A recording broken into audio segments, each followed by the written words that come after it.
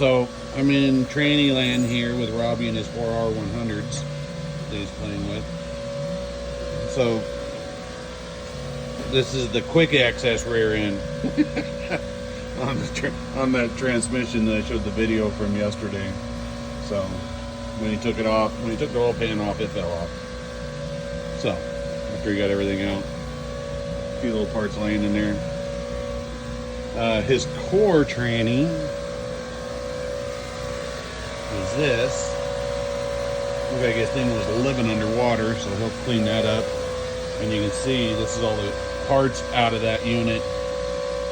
And yeah, so that is our mechanics washer, I guess. They call it an aqueous washer. When Robbie's working on tranny, that's all you hear all day long. One part at a time. It's not even my stuff anymore. Oh, that's why it's annoying you, huh? Because it's not yours. So, yeah. Hopefully he'll round me up a parts list and tell me how much this is going to cost so I can call the customer and advise. But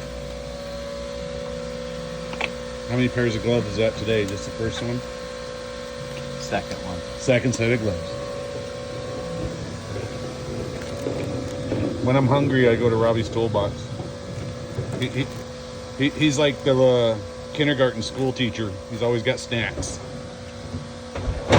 Always got snacks. So this is tranny land, where you see all the spare tranny parts. And this ain't nothing. And we're not even over in storage. Maybe I'll do a video over in storage. Show all this stuff over there. So as he was kind of explaining to me with what broke this, when you think about it, is you got an aluminum case bolted on with a big cast iron friggin' end mounted up to the transfer case. It's just hanging out there, and you're slamming it from forward to reverse. Something's got to give.